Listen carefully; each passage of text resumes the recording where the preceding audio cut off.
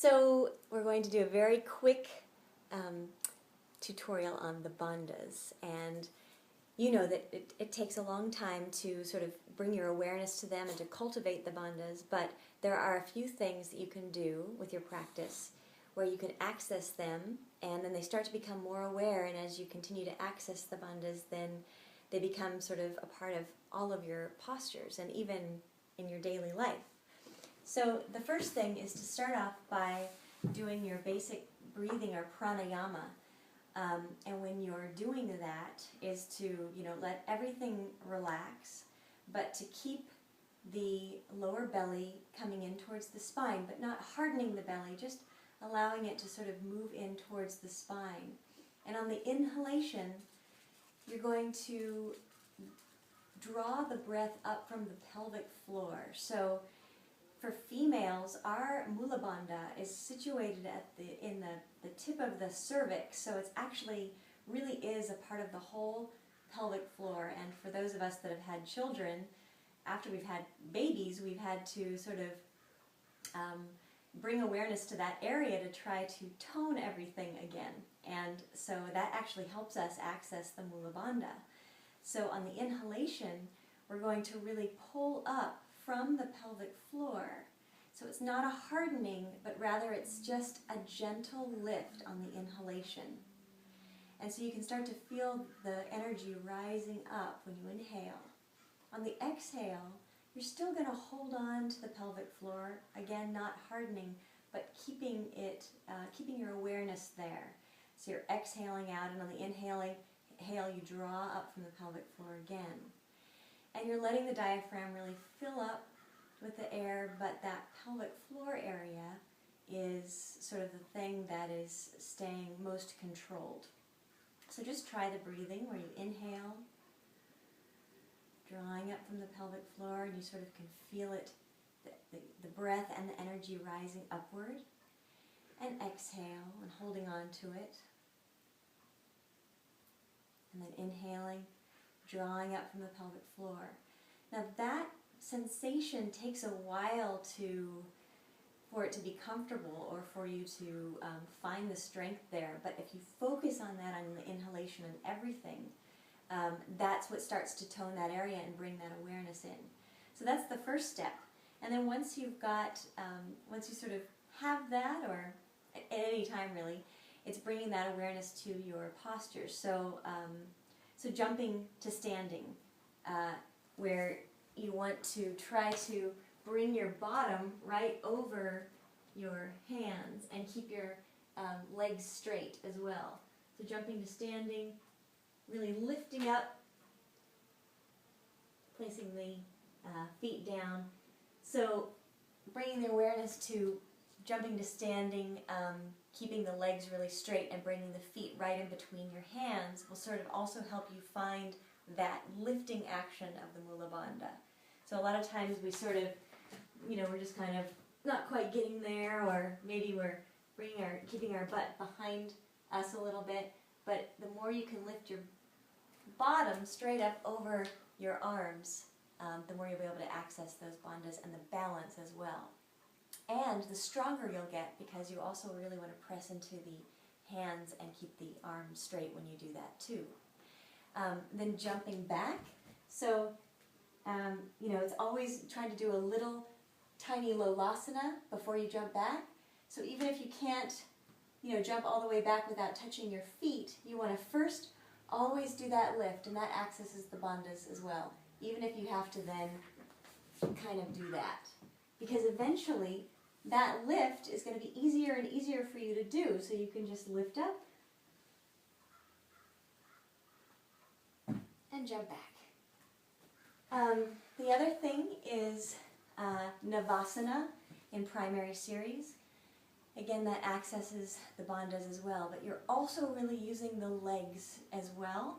And that whole sort of dynamic system there helps access the bandhas and build the strength. So in Navasana, you really want to squeeze the thighs as if they're squeezing together and squeezing the heels together. And that sort of strong action in the legs gets you in touch with your pelvic floor area as well. And the chest is lifted, and if you're really using those legs, really squeezing them together, you can start to really feel that the action is also happening in the bandhas. So Navasana is really good for accessing bandhas, and then when you're doing your Lolasana, is trying to lift up as much as possible. You can even tuck in a little bit to lift your bottom up a little bit more in Lolasana.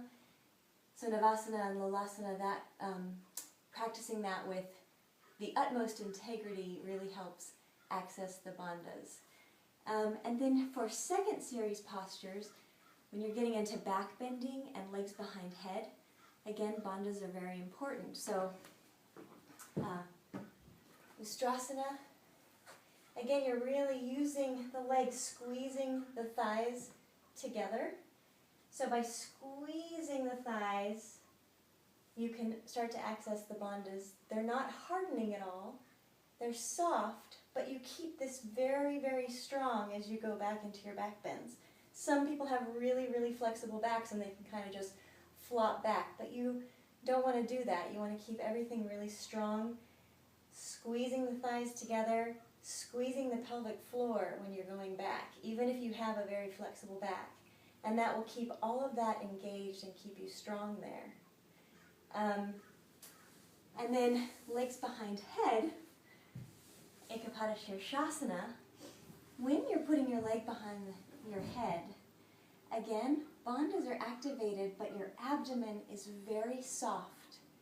So the softer you can get your abdomen, the more you can get your leg behind your head.